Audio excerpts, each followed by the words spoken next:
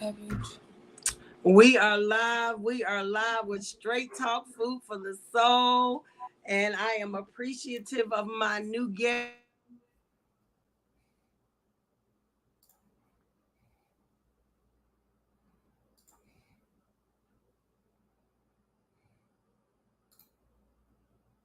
Rama. All right, Mr. Elam. I don't know if you've ever seen my podcast before. So I kind of we have a scripture and then I have words. And I Okay. define the words, and you kind of jump in and tell me what you think about the definition of the words and see if you can add, take away, or we can make better. But our Okay. scripture tonight is Proverbs 33, and it says, "But whosoever listeneth to me will dwell in the secret place and will be at ease without dread or distress." So, our conversation tonight, I had to do a little more preparation for tonight because I want to hear it from a man's perspective, and we Hmm. want transparency, but Okay. I want to have an open mind and an open heart because I've had trauma done to me by a male, by my father and by my two former husbands. I want to soak up the information that you're going to give tonight. Uh-oh. What happened? Technology is now on our side tonight.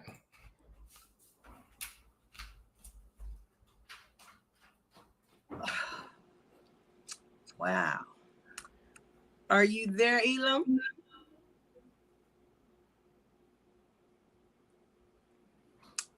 We're Hi Joy, how are you tonight?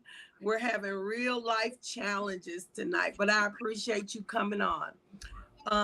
We're gonna get started. Our topic tonight is why don't men talk about their trauma? And Elam, Okay. my first definition is trauma. And Right. it's deeply distressing or disturbing experiences, a personal trauma like death of a child, severe mental and emotional stress. Right. What do you think about that definition? Well, I think that if I'm able to absorb the question that I believe that you're asking, you let me know. You're asking why are men not able to express themselves regarding trauma? Would that be correct? Yes. Um, All right. So here's the thing. Most of us were raised, but I'm a Generation X. I was 1976 is when I was born. All right. So most of us were raised by baby boomers. Okay. And so we know how all baby boomers were raised, right? You know, to when they raised men, they built Ford tough and all that good stuff. Don't cry. Don't act like a girl. Don't be emotional. Whatever case may be. And so and although there are levels of that are admirable, the challenge that exists there is that when you're telling a man as he's being raised to suck it up and man up, right, and to basically suppress the way that they feel so that you can go out and fight the lions and tigers and bears. Again, there's a noble aspect that's of that. The challenge that exists in that, conversely, is that we meet you, Claudette, and now you make us love you. All right, or we fall for you, or we love you, whatever case may be. And now you're looking to women do about 20,000 words a day. Men do about 5,000 words a day.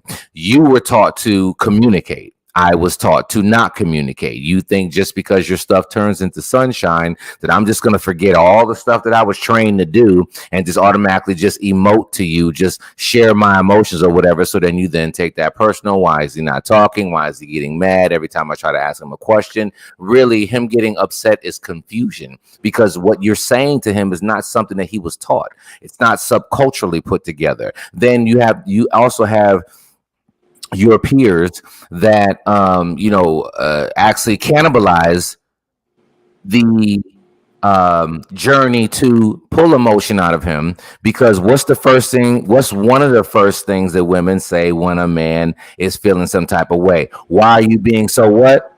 emotional, right? Why are you being so what? Sensitive. It does not make sense. It's a contradiction. If you want him to if you want him to share information with you, if you want him to communicate with you, he has to tap into his emotions, which means he's going to be emotional. No, he has to tap into his sensitivity, which means he's going to be sensitive. But it's used and it's weaponized as if because if we're delivering information that you don't like, and then all of a sudden it's kind of like, okay, well, you don't want to hear it.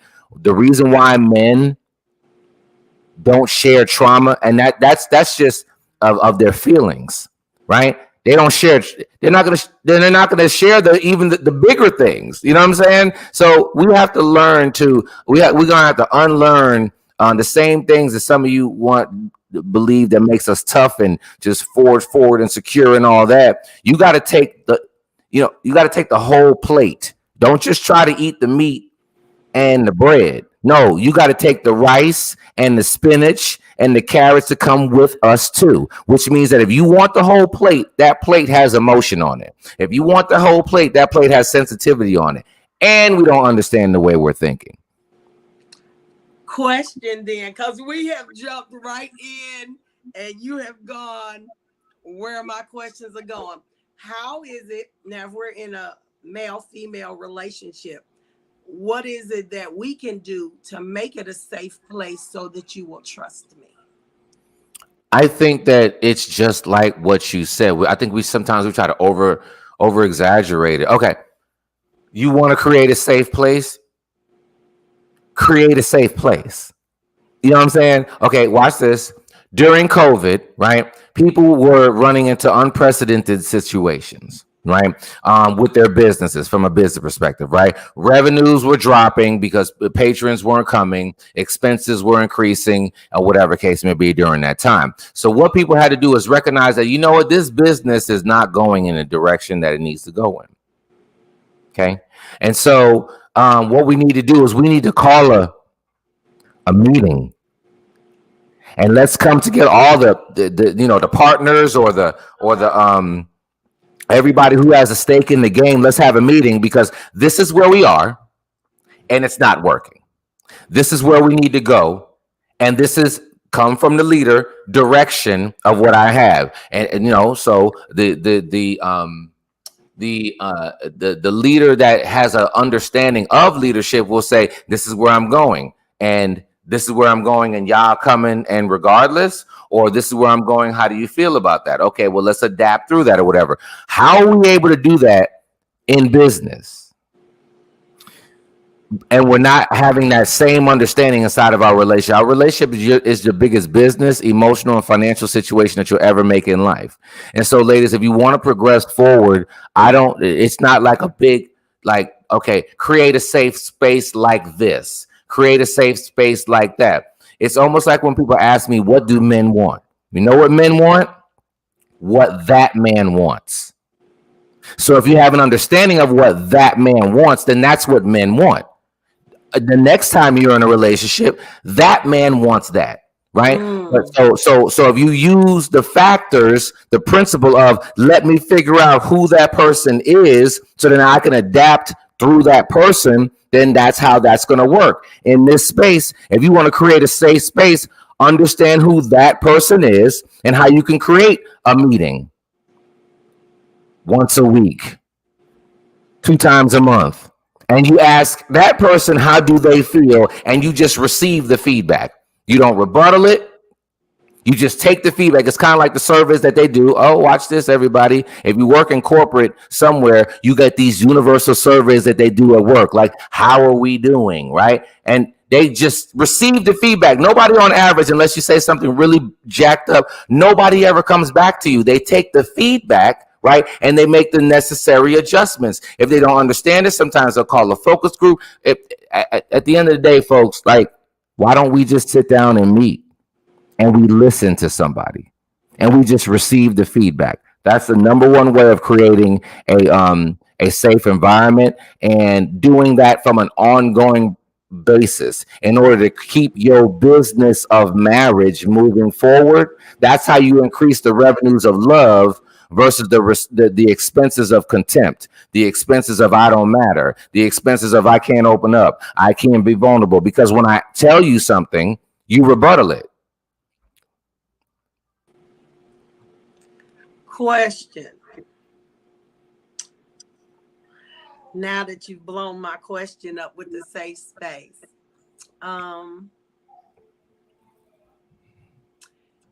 if I've tried to create that space, Well, no. See, this is what I'm talking about. See, this is what I'm talking about. See, Desta Joy Richardson. So she just says, same with women, learn what we like. This is not about you. She asked the question regarding us. And see, that's the type of stuff, with respect to you, Desta, you could be an amazing person. But see, this is that moment, whereas she asked the question specifically regarding men. Yes. You bring women into it. Why you do that? Why did that just happen? Right now, we are the ones that matter in this question and how to create that safe space. We know you talk, right? You do more words per day than average of your man, right? So the goal in communication is to actually listen, stay on topic, understand the other person, listen with intent to understand instead of responding. You responded with same with women. You know what? In theory and principle, yes, we should do that with you, but this was not that moment. You see what I'm saying? And so this is what a lot of times as men that we feel that, when we begin to express ourselves, there's always a flip back. Well, y'all need to do that to us. Well, right now we're talking about us. And what we need the safe space. Do you need a safe space too? Yes, but do we matter? And that's what my question was going to be. Because I heard this in Mega Pastor as I've been studying all week, trying to restructure how I think about trauma for men. And he said, men receive respect as love. Do you feel like that's true? If you break people down to the natural core, each gender, men need respect, women need love, right? And you said from a pastor perspective, so let me just take that a step further, right? If you look in Ephesians, it actually kind of breaks that down, right? Because it says, men love your wives as Christ loved the church, right? It says, women submit yourselves, blah, blah, blah, blah. Well, let's look at those words, right? Love is what you're made in. Respect is what we're made in, right? That's why this right here is such something that people are not paying attention to, because a lot of this equals respect. It's not that you don't need respect. It's not that we don't need love. We're breaking it down to the baseline. So that's why the instructions was to work on what the other one is built in. What does that look like? Well, let's just look at some women, right? Let's just say two women, or somebody just got broke up with, right? You're gonna call your girl, you're gonna get a bottle of wine, you're gonna walk over there, y'all gonna get in the bed together, get under the covers together, drink some wine together, look at ABC show, cry, and all that good stuff. Why? Because the estrogen in you brings that camaraderie, that understanding, that communication portion of you, right? Because you have more estrogen, right? Okay, so that come together girl power moment is that's what y'all do, but it's intimate, right? Y'all in the bed together drinking wine. Let me tell you what will never happen. Okay, you're not going to see two men. I don't care what you're talking about, right? On average, you're not going to see two men. I'm sad. Let's go get a bottle. Let's go do it and sit in the bed together and watch freaking like anything. There's no show that we can do that with, right? Okay, why? Because testosterone has a different level of how it. This is our hormone, so this is Mother Nature. So miss me with all the other stuff you're talking about, right? That's the reason why we don't do it. Okay, men, when you go in the bathroom, I always try to say this. When men go in the bathroom, you don't know this, Claudette. Go in the bathroom, right? You know what? Harry is at urinal 1, and there's 4 urinals sitting there. Guess which one urinal I'm not going to? I'm not going to number 2. I'm going to number 3 or 4. We never received training in this. But if you're sitting next to a man right now, right? If you're sitting next to a heterosexual man right now, he's doing this right now. That's what he's doing, right? His look in the eye, shake hands. That's what we're built. And if you want to go to Doctor, is it Renee Eggrich's? They made a book, Men Love and Respect, right? And that's the baseline of it. So that's why that you hear men are a little bit more tuned up to this right here, because if this is coming across disrespectful, it doesn't matter how you look, it doesn't matter what your sunshine feels like or how great it is. This has to be worth what sits underneath it. And if this is far beyond that, and guess what, it will always beat out what you feel like might keep us.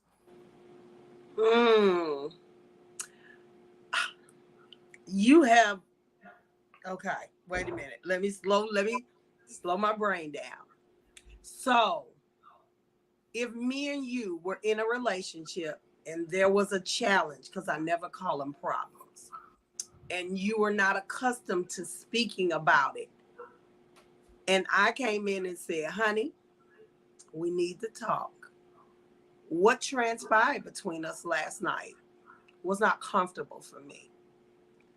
How is that the proper way to speak to get a great response from you? Well, let me ask you a question. When you call somebody on the phone, right, that you have to deliver some information, right?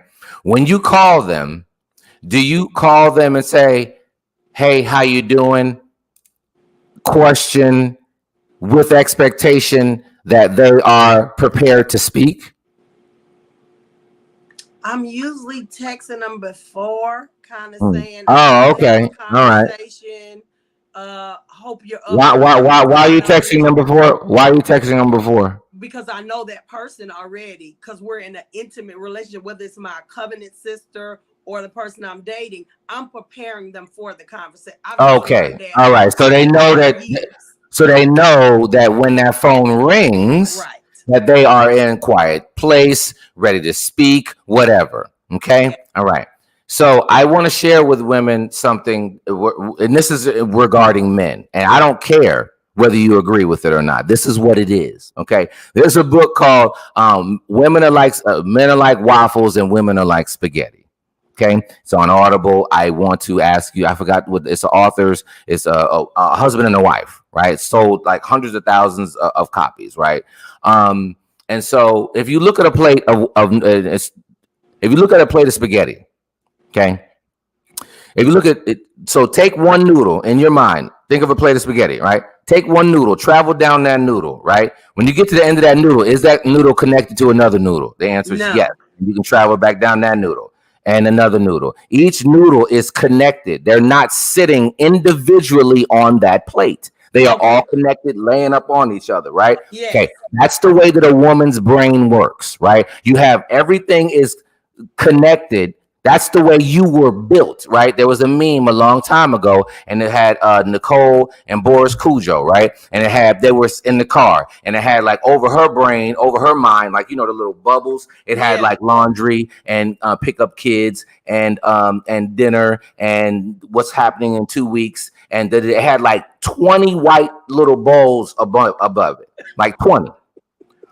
Over Boris, it was like, go to the gym. That's real. The reason why, conversely from your brain, our brain, look at a waffle, it's got those little squares on it, right? And what does that equal? We compartmentalize things, right? It's a feature that's actually, because if we have to go off and be secure, we have to separate fear from gotta go handle. So this is a feature that's, okay, I don't want to do this in life or go get this money, but I gotta take care of my family. Put this fear over here, boom. Let me see how when it works in the positive and you got food on the table, right? Because we have to say, I don't want to do this, but I gotta go do it. Does that mean that women don't do that? No, that does not mean that. What I'm saying is that for us, we are built compartmentalized. I don't care whether you like it. It's what it is, right? So when you walk into the room, and we're in a compartment, and here you bring in another compartment, we're like,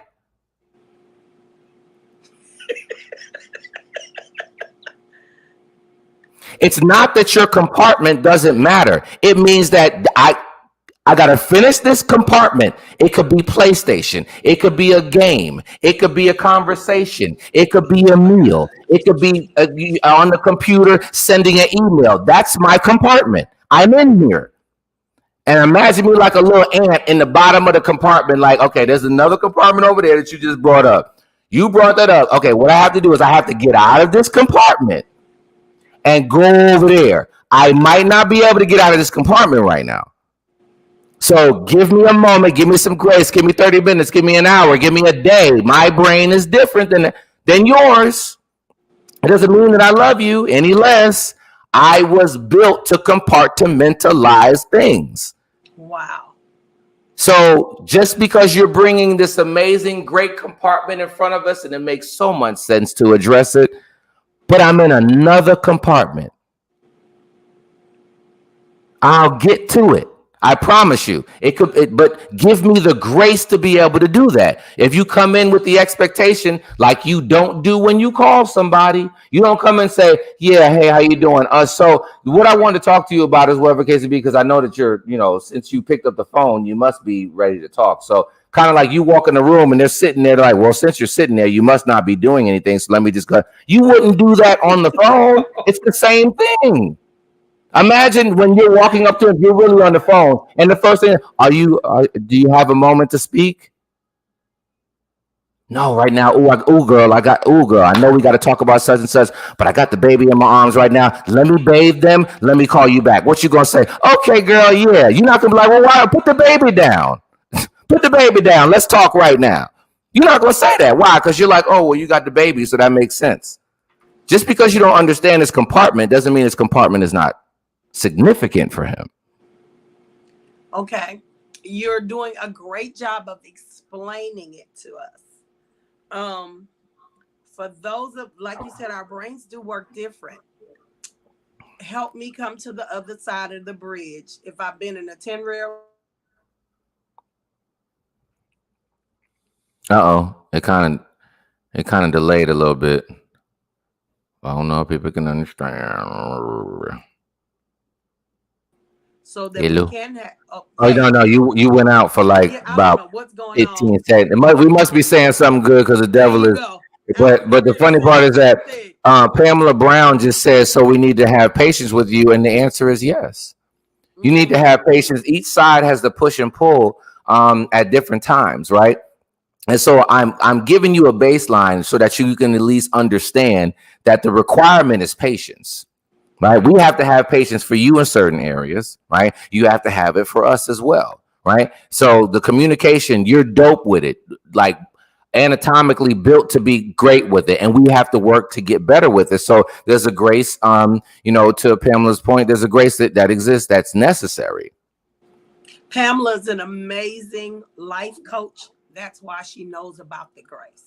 And she's a really, really good friend of mine. She just of course, her book just came out. So, we know her. So teach me how to learn how to give you the grace. Give me tools. I am a person of process. Give me some tools so that I can do it properly. Okay. So, I have a good friend, and he said that, one of the things that him and his wife do is that they took the word plan and family and put it together, and they call it planly time. It's hard for me to planly. Okay.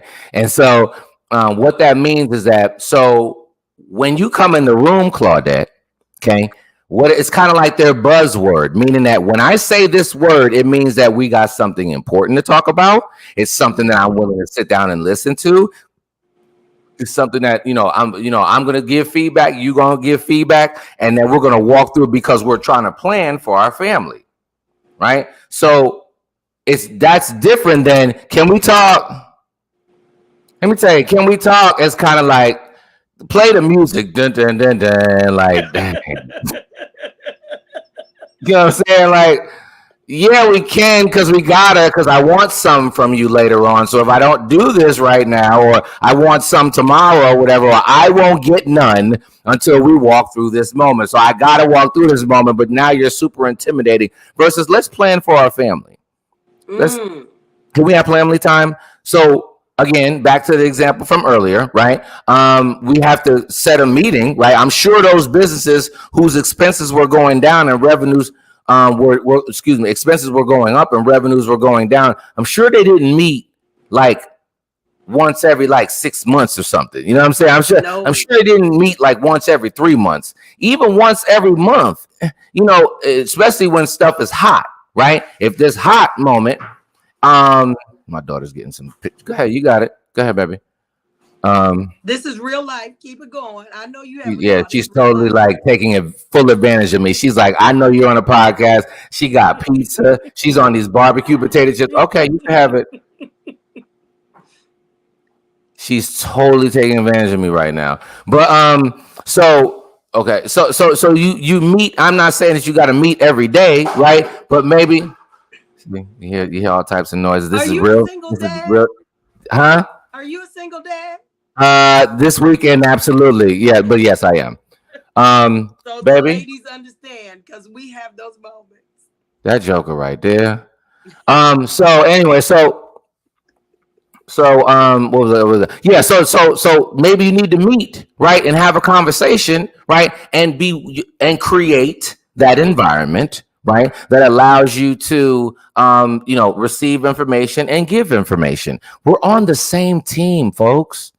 We're on the same team. It's not about winning, right? It's about us collaborating together and walking through whatever the situation may be. We got to stand back to back. I always go through conflict resolution with my clients from a coaching perspective, and I let them know, step one, the number one thing is you're on the same team. Mm.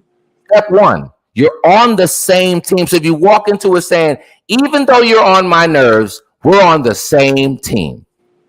You might piss me off while we're talking. We're on the same team. Now, I got to listen to my teammate in order to what? Win the game. The finals was just the other day. Curry had to listen to other people on the team in order for the team to win. He has his strength, but he's not the whole team. I don't care what you say. Remember, you picked this teammate. Mm. You picked them. It's like playing kickball with like 2 against 2. And guess what? They might not be able to kick good, but maybe you thought that they could run good. You know what I'm saying? Maybe you thought that they could dodge the ball real good. You picked this teammate. So you got to work with them. And if you don't feel like you can work with them, then leave the teammate alone. Leave them alone. And so we have to really look at this from conflict is exactly what it is. It's conflict, and there's healthy conflict that can exist inside of a relationship as well. But guess what? You're on the same team. Sorry. You just blew all my little questions up. I thought sorry. I studied. They all get intertwined, Okay, let me see what I can ask now. My daughter, who is 22, had some questions. Mm-hmm. She had 3 of them. She says, why, you already answered that. Who told you what strong meant as a man? Who told me what? Who told you what strong meant as a man? My dad and the news and movies and social media and my uncles and my friends and these streets. These streets told me. And guess what's the problem with that when the streets tell you? Everybody doesn't live on the same street.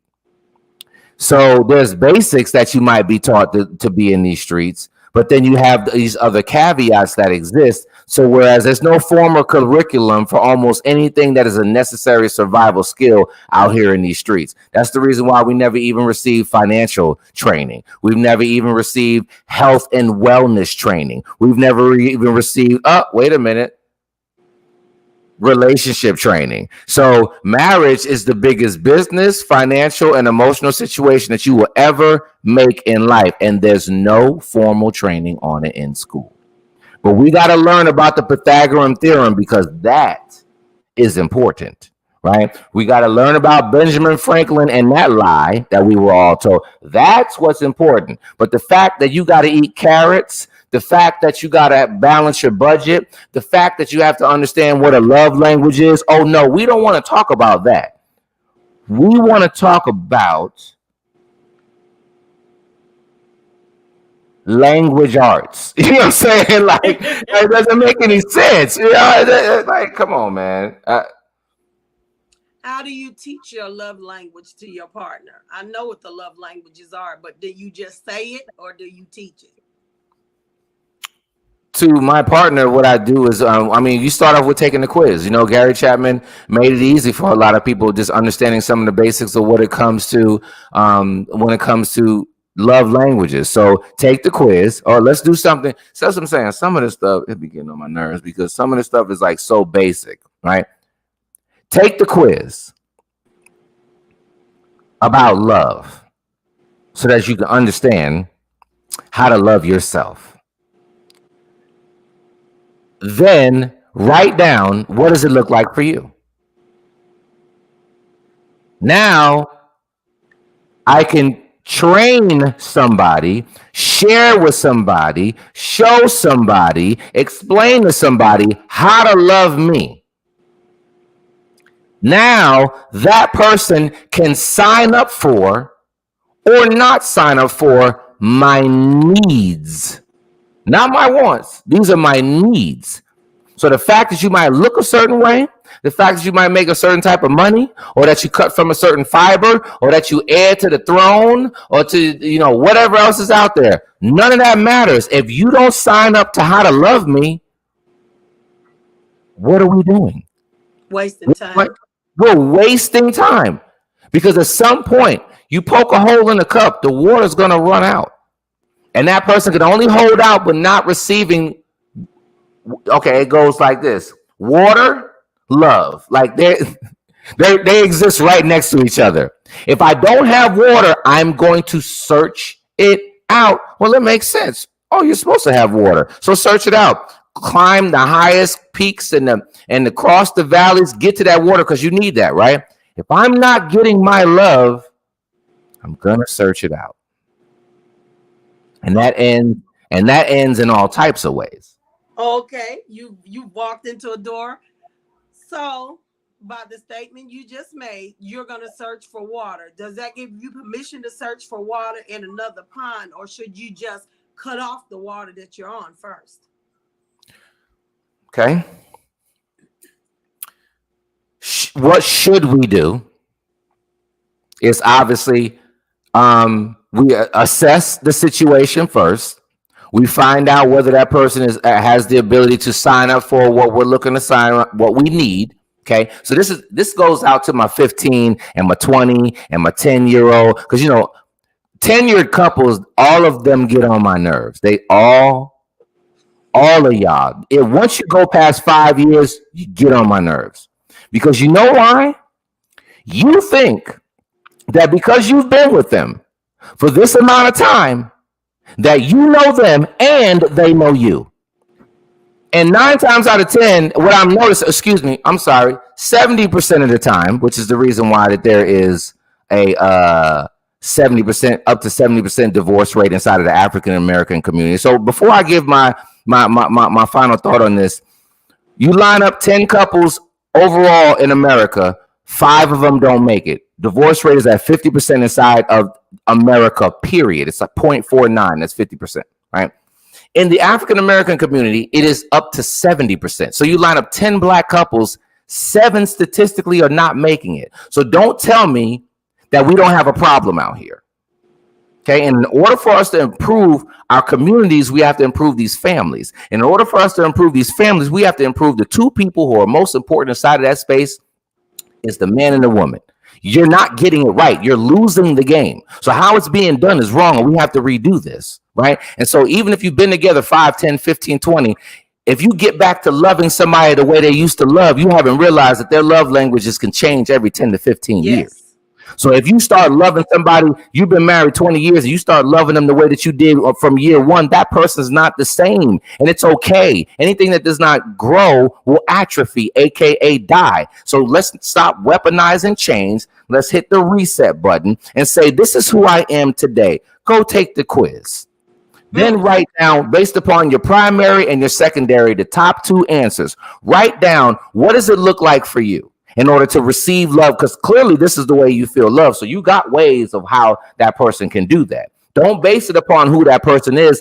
Base it upon who you are today and what do you need. Because you don't want that person to guess. And I think Pam put that earlier. She said a person should not have to guess your love language. They shouldn't have to guess it. And just because you've been together 20 years, that does not mean that you know each other.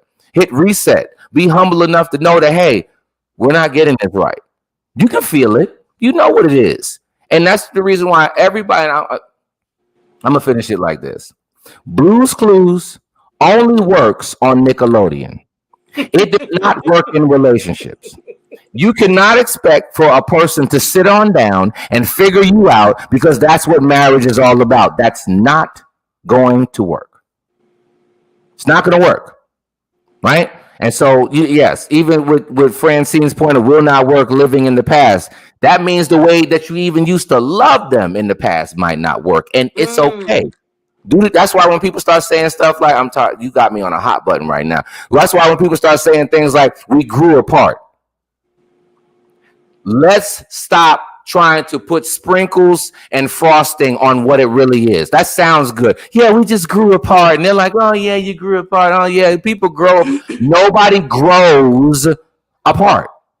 What you really do is you choose directly and indirectly to not pay attention to who this person is, not pay attention to the evolution of who they are, not pay attention to what their needs are, and expect them to be okay with the fact of your lack. That's what we do. We don't grow apart. We stop being an intentional wife and an intentional husband, and we use nice stuff like, well, we just grew away from each other. No, you didn't. You stopped paying attention. Just admit it. And either you're going to step your game up and move the ball forward, or not, be in divorce court, or you'll be a part of the 70% statistic. And I'm gonna say this: I know everybody that comes on my show, they just used to it being a little more spiritual. This was not supposed to be a spiritual conversation. God is involved in this conversation, but transparency. There's no point for it if we don't have transformation. That's why I wanted you. Because even meeting you for those few moments and just kind of checking your stuff out, you just seem like a person that's just going to tell you the flat out truth. That does not give me fear. And any lady that's watching, please don't be fearful of what he's saying. Just kind of just dump out what you've been thinking and kind of just listen, because he's a Black man telling women what they need. That was the whole point of this conversation. And the purpose of my ministry, even starting, is to start conversations that churches and family won't start. He just started a conversation for us. So when he gets done, and he said some of these things were hot buttons for him, it should be hot buttons for all of us. Because in the church, most marriages are in it. I'm married twice. Married to a deacon and a preacher, and both marriage ended. So it's just even higher in the church. So let's not run. So well, I think that and to Francine's point, she said that is where the problem starts, trying to stay in one spot. And so I think that this is how I'm going to absorb what she said, because we could look at this two ways. But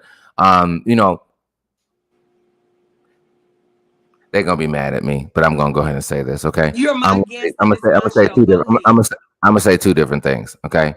Dear church, all right. You actually, the way you conduct church steers people away from church. It doesn't steer people to it, okay? The glory, hallelujah, the hats, and all, and not, and the lack of transparency.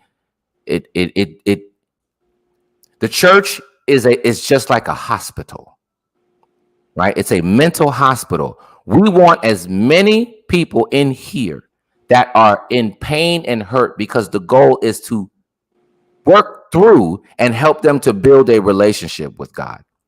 The challenge that exists is that every single hurt, if it's not in congruency with you, we begin to judge, or we don't, or there's no transparency. Okay. I remember Pastor Mike McClure said like this, and I loved it when he said he's a pastor out of Birmingham. I've been following him for about 7-8 years now. Absolutely amazing dude. He said, you know what? This is, when people are giving testimonies, right? This is what they do. They get up there and they say, and then, but I kept the faith. Right, and then the Lord, and then what He did for me, and then I reached the pinnacle. Great, and we laugh and we cry and we yay and all this and that. He said, "This is what I want to hear." Okay, so me and I'll just say me and Raheem, we've been together for a while, and so we were trying to figure out things, and so he called me the other night, and so then we got the hotel down on 44th Avenue, and we went in there and we did it. And stop. Right? Show that you're in the storm. Okay? Show that you're in the storm. Like our children can understand. See, this is the type of stuff that helps reduce suicide when you might be in a relationship and it was oh so bad, and show them the middle of it. Right? What did it look like in the middle of it so somebody else does not feel like that they're the only person that's been through that? We don't want to do that. We just want to paint this picture of glory, hallelujah. Let me tell Miss Pearlie, with that's 60 and 70 years old, sitting up there with a hat. I know you got skeletons, and you will build your community more by sharing your skeletons than you will by just walking around glory, hallelujah, and praying like you're just the greatest person on the planet. Like that don't work. Right? If we're going to flip this thing inside out, we got to start showing. We got to have parents start telling their grown children, not the little ones, but the grown ones when they're in their marriages, hey, this is what I went through. Right? I know this feeling. Right? And so I didn't do it well, but you might have the opportunity, and being relatable with people. Right? We have these like structures and boxes, just like in relationships, and you're supposed to fit inside of this box and this, that. Tenured couples get on my nerves because you don't know each other. Okay? And you are the ones that need to sit on down and figure each other out, because I'll finish it like this. Everybody's grown until it's time to communicate.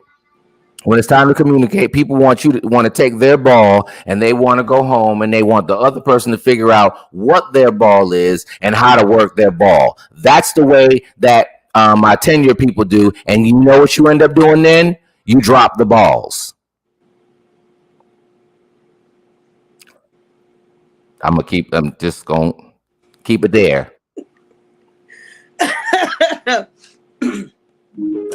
Oh, my. You have gone to a whole nother plane, Mr. King. I'm going to ask my daughter's last question. How do you feel?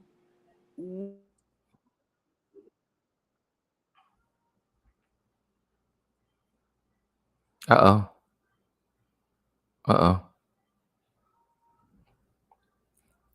Weird. You know what? The adversary is really. You said, how do you feel? And it went out. How do you feel when you find that place that you can express your feelings? How does it make you feel when you can get it all out in a safe place? Amazing. I mean, being able to share the way that you feel is no differently than missing somebody and finally seeing them and you kiss them or something. Like, how does that feel?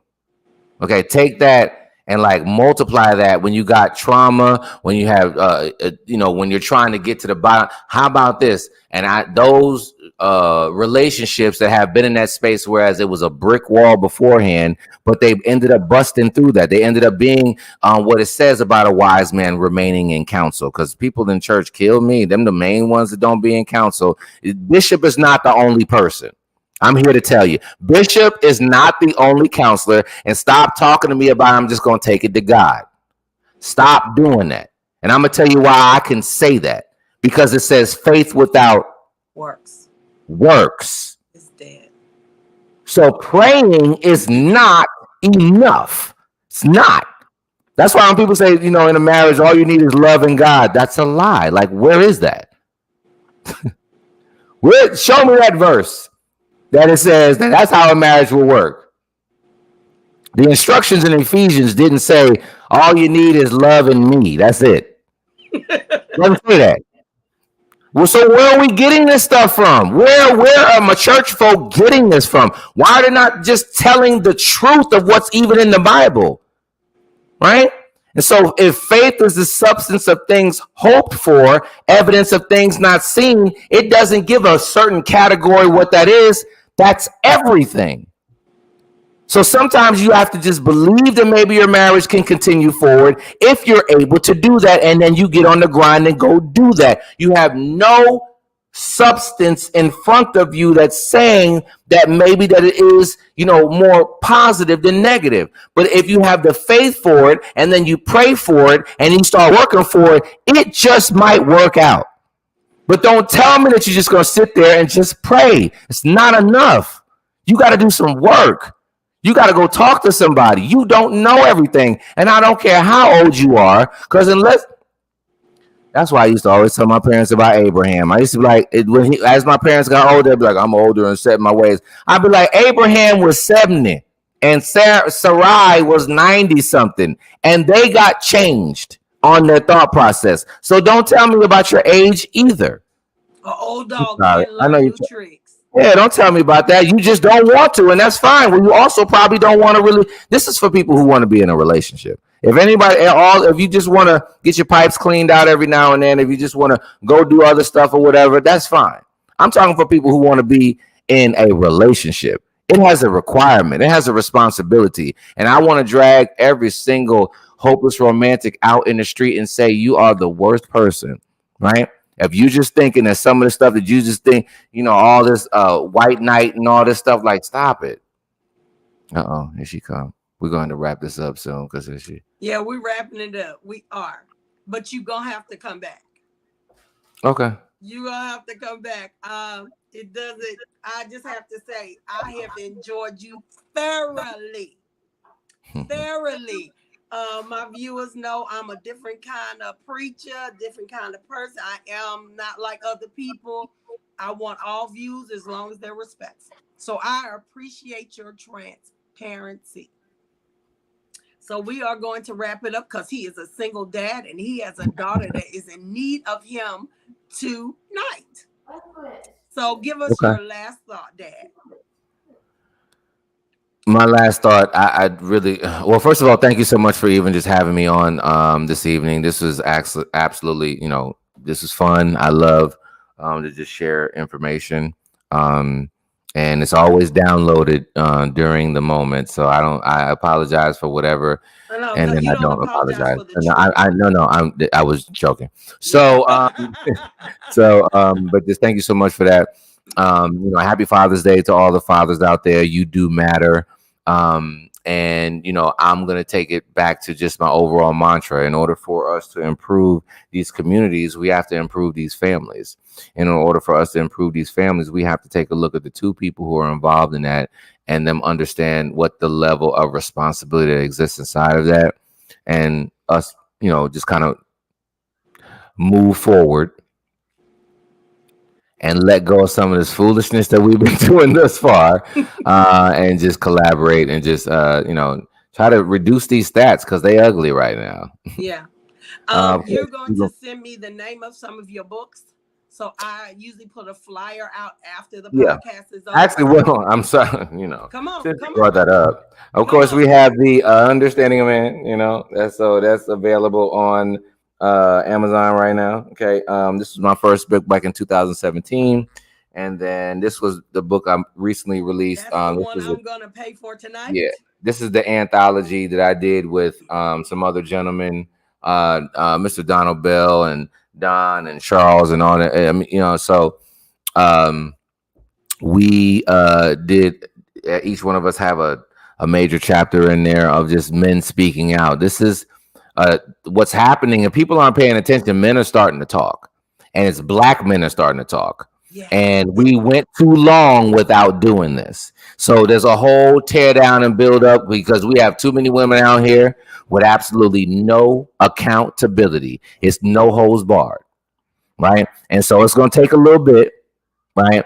But we're going to bring this thing on back because we this people just doing too much, man. It's just they're not acting right. So Yeah. Well, um, send me the names of the books, where they can be found, and I'm gonna put it out tonight. We're gonna get back together, and maybe we can do an in-person interview next time. absolutely. And if you are in the Atlanta area, come on over to Ellenwood tomorrow. There is an amazing community event that we're going to be doing. I'm co-hosting along with Jay Tanner, and this is with Upward Development and Lions Love Entertainment. There's going to be a lot of fun and all that good stuff. So join us if you are in Atlanta area. And I hold on, Send me the address. I'm gonna put it I was out gonna say there. I got to get the specific name of the park because it's too many parks in this world. Hold on, where is it at? Okay, hold on. There you go. So the park is this is off of Fairview Road, folks. And so 750 Fairview Road in Ellenwood, Georgia. All right. This is a family affair. They're gonna have food trucks. They're gonna have we're gonna have some fun out there. It's from 4 to 8 p.m. tomorrow. Well, if nobody else will be there, I may show my face and we'll do a little filming, and Straight Talk may be on the road tomorrow evening. Right. Yeah, Francine, 750. What did I say? 750 what? 750. I just said it, Francine. I'm sorry, Francine. 750. This is Village Park. That's the name of the park. It's called Village Park. It takes a village. This is our Juneteenth celebration. So over these next couple of years, these Juneteenth celebrations are about to be off the chain. So we should have been doing bigger it. And bigger. Right. 4 to 8 p.m. tomorrow, y'all. Come on out. I appreciate you so much, and I love you for your transparency. And guys, we're gonna wrap it up tonight. Another episode of Straight Talk. We love you. I appreciate you for coming. Have amazing service tomorrow, and just listen to a man. Be quiet. Listen. Don't use your body language. Pay attention. Not saying he's not listening to you, but just listen to him. That's my thoughts for tonight. I love everybody. Good night, everybody. Have a great weekend. Good night, Elam. Take care of that little girl. Good night. Good night. Listen, Francine, you said, will it be live? Because, no, it's live tomorrow. So, you bring your lawn chairs, bring your hat. I got like a hat, you know what I'm saying? Mother Francine, bring your umbrella. I may bring her with me. She lives 5 minutes from me. Yeah, bring it. Bring an umbrella. Bring a tent. You know what I'm saying? Just, it's going to be hot, wear the sundress, Francine. Wear the sundress, okay? Love you, Elam. Have a great I love you too. Appreciate you. Thank you. Yes, sir. Thank you. All right, bye-bye. Bye-bye.